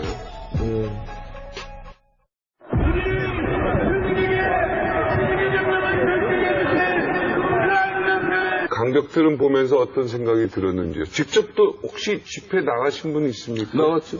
나갔습니까? 전 이제 걸어서 독립문까지 걸어갔는데 광화문에서 TV조선 앞에서 독립문까지 꽉 차더라고요. 광화문만 우리 화면 비춰줬잖아요. 종로하고 시청학강 독립문까지 꽉 메웠어요. 거기 시장이고 뭐고 앞에 차들 다 통제되고 어마어마한 입하더라고요. 안국역도 다 이쪽도 다 안국역까지 하고 서울역까지 다 꽉. 그래서 집에 가는 길이 통제되시는 거 아니에요? 집에 가는 길이. 그래서 그냥 걸어가신 거죠. 어떻게 그걸 자기가 나갔다고 얘기를 할 수가 있냐. 그래도 나간 거지. 집을 나간 거지, 그건. 집을 나간 거죠, 그거는. 집을 나간 거. 외신들도 지금 우리나라에서 요번에 이렇게 수많은 인파들이 평화적인 시위란 거에 대해서 다들 감탄했다고 하더라고요. 그건 우리나라가 그만큼 민도가 높아진 거죠. 쓰레기 다 치우고 그랬더라고요. 대규모 인원이 참가한 3차 촛불 집회에 해외 언론도 큰 관심을 보였습니다. 미국 AP통신은 주최 측 추산 100만 명의 시위대가 거리를 가득 메웠다며 1987년 군부 독재에 저항하는 시위 이래 최대 규모라고 보도했습니다. 미국 워싱턴 포스트는 박 대통령이 임기 중 최악의 위기에 빠졌다고 분석했고, 영국 BBC는 대통령이 청와대에 있었다면 시위대의 소리를 들었을 것이라고 했습니다. 외신들은 특히 평화로운 집회 문화에 놀라는 분위기입니다. 미국 CNN은 사안은 심각했지만 발언 중간에 음악을 즐기는 유쾌한 분위기였다고 언급했습니다. 영국 로이터 통신도 유모차를 끄는 젊은 부부와 학생들도 참여했다며 폭력 사태로 번졌던 과거 시위와는 다르다고 평가했습니다. 경찰 추사는 자꾸 26만 명이고 주최 측 추사는 100만 명 이렇게 4배씩은 왜 차이가 나는 겁니까? 보통 경찰 연인원으로 안 세잖아요. 연인원으로 세서 뭐 왔다가 사실 풀로 한 5-6시간 계시는 분보다는 한 2시간 정도 아이들 데리고 나왔다가 또 가시는 분들도 있고 한데 경찰은 가능한가요? 경찰은 특정 시점에 사진 찍어가지고 셀로 나눠가지고 계산하니까 그렇게 될 수밖에 없는 거예요. 아니 근데 광장에 모인 게 아니라 집에서 시위한 사람까지 합치면 4천만 명이라고 봐야 돼요. 촛불 집회 나가셨습니까? TV로 계속 지켜봤습니다. 네. 어땠습니까? 이 촛불 집회를 본 심정이요. 일단 그 어느 쪽에 정당성이 있느냐가 한눈에 확연하게 갈린 거죠. 무엇보다도 그 100만이 모여서 시위를 했음에도 불구하고 어떠한 불상사도 없고, 그 다음에 남은 것이 낙엽뿐이다. 쓰레기 하나 안 남았다 하는 것은 시위를 하는 쪽의 윤리, 도덕, 정당성 그리고 나라에 대한 사랑이 박근혜 대통령에 비해서 아주 압도적이고 월등했다. 그래서 누가 승자이고 누가 패자인가는 그냥 화면 하나로 바로 가늠이 되었다 이렇게 볼 수 있는 거죠. 네. 새로운 시위 문화를 우리가 또 정착하는 그런 또 기회가 됐으면 바람이에요. 100만 명이 훨씬 넘은 하여튼 뭐 연의원이든 연인원이든 셀트로 찍었던 셀로 나눠서 셀트는 뭐예요? 아까 셀이요, 셀. 셀 이렇게 나누는 거고요. 셀로 나누고 뭐가 셀이 나누는 거야. 아니 그러니까 셀이라는 거 그냥 파트 이거 아니에요, 셀. 아니 저 너무 무식하게 그렇게 말해요. 근데 저는 이준석 씨한테 물어보고 싶은 게 이 새누리당 분위기는 어떤 거예요, 진짜? 새누리당에서도 이 사건 처음 터지고 나가지고 한 3단계 정도로 우선 이야기했던 게 우선 기본적으로 정부 내각 총사퇴 그리고 청와대 비서실총 개편 그와 더불어서 당대표 퇴진으로 시작해서 뭐 재창당 수준의 어떤 그 쇄신을 하자라는 얘기가 있었는데 다 막혔죠. 사실 셋 다 지금 제대로 하나도 되지 않기 때문에 지금 지도부 자체가 뭐 사실 친박 지도부라고 되어 있기 때문에 본인들도 이번 사태에서 자신들이 밀려나면은 미래가 없다는 생각을 좀 하고 있는 것 같아요. 그러다 보니까 뭐 어느 쪽에 정당성이 있는지와는 별개로 버티긴 하고 있는 것으로 보여가지고 저도 오늘 방송 끝나고 가서 저는 또 당내에서 또 시위해야 됩니다. 새누리당 이정현 대표가 오늘 최고위원 회의를 열었습니다. 새롭게 출발하려고 하는 로드맵을 발표한 만큼 모두가 단합을 해야 된다고 생각을 합니다. 하지만 김상민, 이준석 등 일부 인사들은 대표실 앞에서 이 대표 사퇴 요구 단식을 했습니다. 대통령께서 먼저 책임져야 됩니까? 아니 대표께서 먼저 책임져야 됩니까? 대표께서 먼저 책임져야 됩니까? 분당도 혹시 가능성이 있어요? 분당의 가능성은 거의 지금 아주 높게 보고 있는 사람들이 많고요. 지금 한 70% 이상의 확률을 보면 될 것 같고요. 분당이야, 폐당. 뭐 사실 분당의 절차라는 것도 사실 핵처모여 방식으로 한다고 하면은 결국에는 비박이라고 지금 통칭되는 분들이 따로 당을 차릴 가능성이 보이고 있죠 지금. 네.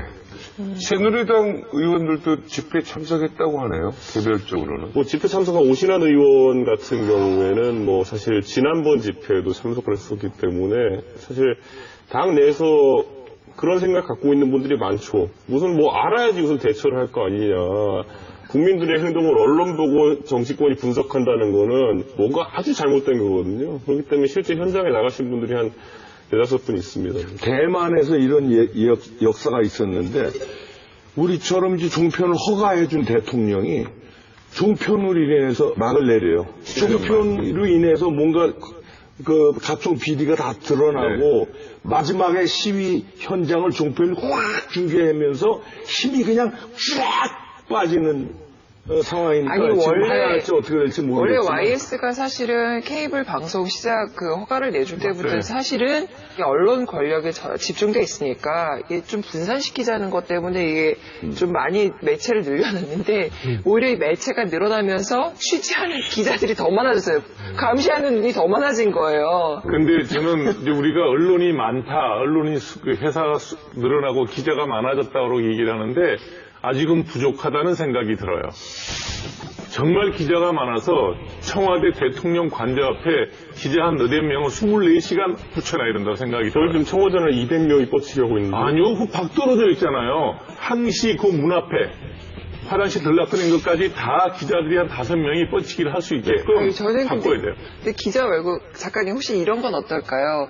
그 매주 스케줄을 대국민한테 항상 알려주는 거예요. 이번 주 대통령이 움직이는 동선이 이렇습니다. 이번 주에 누굴 만납니다. 이렇게 이걸 알려주는 일본 거는 수상관제엔 그렇게 돼 있어요. 그렇게 그래요?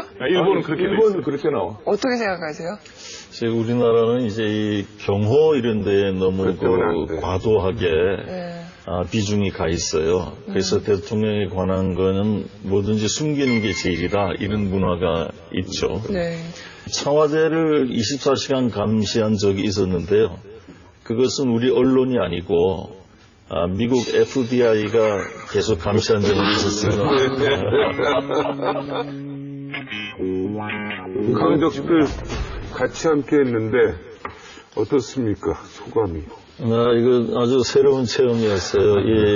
항상 그 묵직하고 무거운 그 시사 주제를 이렇게 매우 가볍게, 그래서 특히 이제 우리 청년들이, 젊은 층들이 쉽게 받아들이고 더 관심을 갖게 한다는 측면에서는 자꾸 발전시켜 나갈 수 있겠다. 대단히 우스워 보이는 분들이지만 상당히 실력들이 있다라는 것을.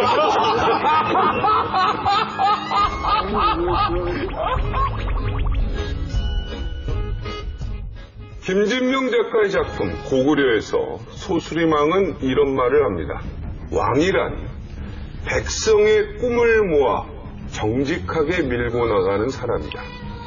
3세기 고구려 왕도 알았던 진리, 1800년이 지난 21세기 대한민국의 지도자들은 실천하고 있으신지요? 거리의 수많은 촛불들은 그렇지 않다고 대답하는 것 같습니다. 우리는 강적이에요.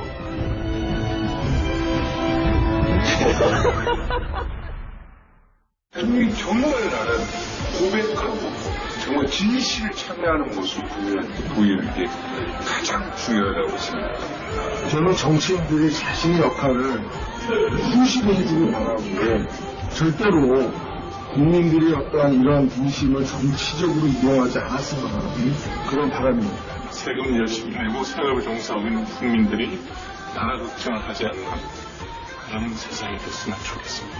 우리 한민족의 힘이 반드시 이 위기를 이겨내고 훨씬 나은 미래를 만들겠습니다. 고맙습니다.